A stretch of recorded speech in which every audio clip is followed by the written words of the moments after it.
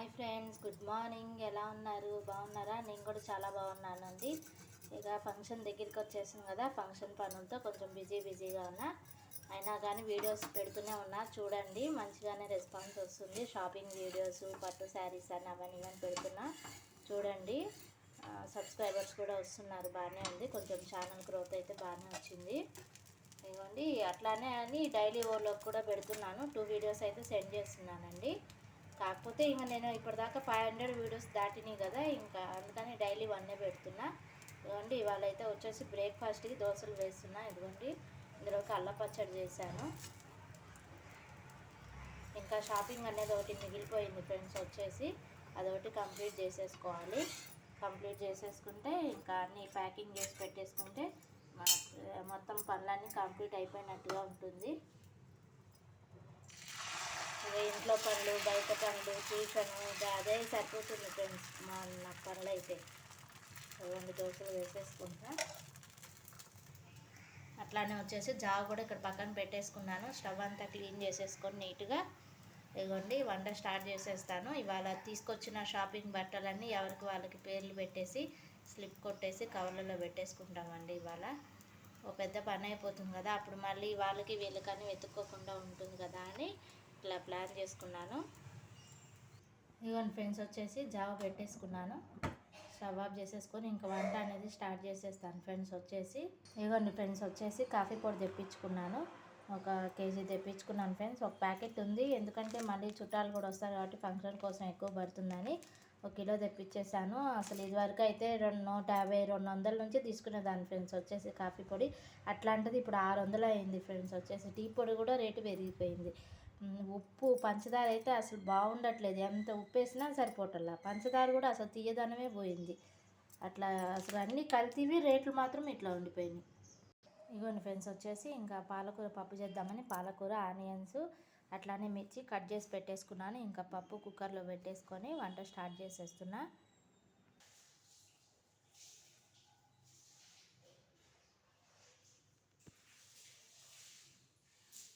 ఇదిగోండి ఫ్రెండ్స్, వచ్చేసి పప్పు కుక్కర్లో పెట్టేసుకున్నా. స్టవ్ కూడా ఆన్ చేసేసుకున్నాను. కొంచెం చింతపండు పెట్టి పప్పు ఆన్ చేసేసుకున్నాను. ఇప్పుడైతే వచ్చేసి రసం పెట్టేసుకుందాం ఫ్రెండ్స్, టొమాటో రసం. ఇదిగోండి, రసం కూడా పెట్టేసుకున్నాను. వచ్చేసి ఇది అయిపోగానే ఇంకా కర్రీ దొండకాయ, మసాలా దొండకాయ చేస్తున్నా అండి. పప్పులు వేయించి చేస్తారు కదా, ఎప్పుడు ఫ్రై, పచ్చళ్ళు, కూర కాకుండా మనం గుత్తి వంకాయకి మసాలా పొడి ఎలా చేసుకుంటామో దొండకాయ కూడా అలానే చేసుకొని కర్రీ చేస్తే చాలా బాగుంటుంది. అది కూడా మీకు నేను చూపిస్తాను ఎలా చేయాలో. రసం పెట్టేసుకున్నా. ఈ స్టవ్లో అయిపోగానే ఆ కర్రీ స్టార్ట్ చేస్తాను. ఇదిగోండి, రసం అయిపోయింది. బయట వైపుకుంది పువ్వు.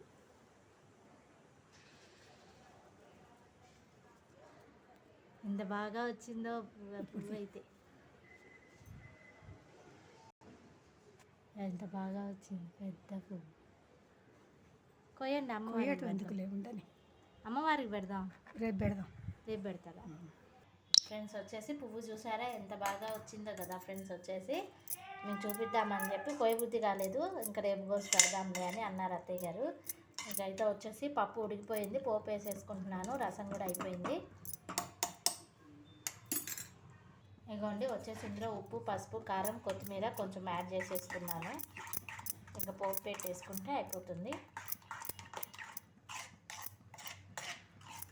మంచి స్మెల్ వస్తుంది కదా ఫ్రెండ్స్. వచ్చేసి కొత్తిమీర వేస్తే మనం పప్పుల్లో, వాటిల్లో, రసంలో కూడా వేసుకుంటే మంచి స్మెల్ వస్తుంటుంది మనకి. ఇదిగోండి, పప్పు పోపు వేసేసుకున్నాను. మినపప్పు, శనగపప్పు, ఆవాలు, మిరపకాయ, ఇంగువ వేసేసుకున్నా అండి. ఇప్పుడైతే స్టవ్ మళ్ళీ బాండీలోనే అదే బాండీలో కడిగేసుకొని అదే బాండీలో కందిపప్పు వేయించేసుకుంటాను. ఇదిగోండి, కంది పచ్చడి కోసం కందిపప్పు వేయించేసుకుంటున్నాను. ఇదైతే 2 డేస్ ఉంటుందండి కంది పచ్చడి మనకి. ఇవాళ రేపు ఉంటుందని చేస్తున్నా. ఇదిగోండి, ఇవి వేగిపోయినాయి కదా. ఇప్పుడైతే వచ్చేసి మిరపకాయలు కూడా ఇందులో వేసేసుకున్నాను. కొంచెం ఘాటుగానే ఉన్నాయండి వచ్చేసి మిరపకాయలు. ఇందులోనే వెల్లుల్లిపాయ, జీలకర్ర. వెల్లుల్లిపాయ అంటే గుర్తొచ్చిందండి, కిలో వచ్చేసి 200, 250 చెప్తున్నారండి వెల్లుల్లిపాయలు. మేమేమో వెల్లుల్లిపాయ కొంచెం తక్కువ వాడతాను. ఓన్లీ కంది పచ్చడి లేకపోతే వంకాయ, బంగాళదుంప కర్రీకే యూస్ చేస్తాను అవి. వేసాను. వచ్చేసి ఇందులోకి కొంచెం చల్లారాక జీలకర్ర ఉప్పు వేసి మిక్సీ పట్టేసుకుంటే చట్నీ రెడీ అయిపోతుంది. ఇదిగోండి ఫ్రెండ్స్, మా తోటలో పూసినటువంటి బిల్వపత్రము చూడండి ఎంత పెద్ద ఆకు వచ్చిందో. రాలిపోతున్నాయి కూడా ఇంకా, అందుకే కోసి రోజు శివుడికి ఇష్టం కదా బిల్వపత్రం పెట్టేస్తున్నాను. ఇదిగోండి ఫ్రెండ్స్, వచ్చేసి మొన్న తీసుకున్నటువంటి దొండకాయలు ఇవి కిలో 20 రూపాయలు. ఇదిగోండి కట్ చేసుకోవడానికి కానీ కడుగుతున్నా, మొత్తం మట్టి మట్టిగా ఉన్నాయి ఫ్రెండ్స్. ఇవి వచ్చేసి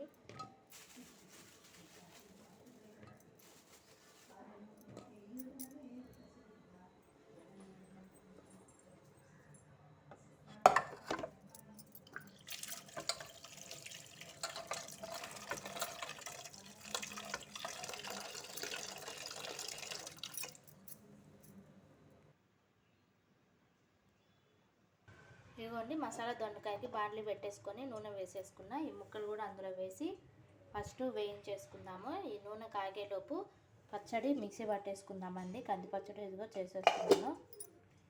ఇదిగోండి ఇందులోకి వచ్చేసి కొంచెం జీలకర్ర ఉప్పు వేసి మిక్సీ పట్టేసుకుంటున్నా పచ్చడి. ఇదిగోండి కంది పచ్చడి రెడీ అయిపోయింది.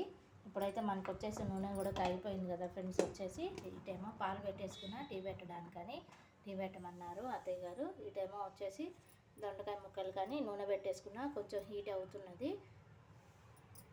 వాడు వేసేస్తే తెలుస్తుంది కదా వేగింది లేదు. ఇదిగోండి ఫ్రెండ్స్, వచ్చేసి కూర అయ్యేలోపు అన్నం కూడా కడిగి పెట్టేసుకుంటున్నాను. వచ్చేసి రైస్ కుక్కరు. ఇదిగోండి ఫ్రెండ్స్, వచ్చేసి రైస్ కుక్కర్ కూడా ఆన్ చేసేసుకున్నాను. ఇదిగోండి ఇక్కడ టీ కూడా పెట్టేసుకున్నాను ఫ్రెండ్స్. వచ్చేసి దొండకాయ ముక్కలు కూడా వేగుతున్నాయి. కాకపోతే ఇంకా అన్నీ ఇవి పెన్ డ్రైవ్లు 2 తీసుకోవాలి ఫ్రెండ్స్ వచ్చేసి ఫంక్షన్కి. అయితే ట్రైప్యాడ్ తోటి షూట్ చేస్తుంటే కొంచెమే వస్తున్నది కానీ మరి ఫంక్షన్ వీడియో ఎట్లా తీయాలి, పెద్ద ట్రైప్యాడ్ తీసుకోవాలా ఏంటా అనేది ఆలోచిస్తున్నా. పెద్ద తీసుకుంటే కానీ మన ఫంక్షన్ వీడియో షూటింగ్కి బాగుంటుందేమో అని ఆలోచన వచ్చింది. చిన్నదేమో ఓన్లీ కిచెన్ ఓలోకి డైలీ ఓలోకి యూజ్ అవుతున్నది అది.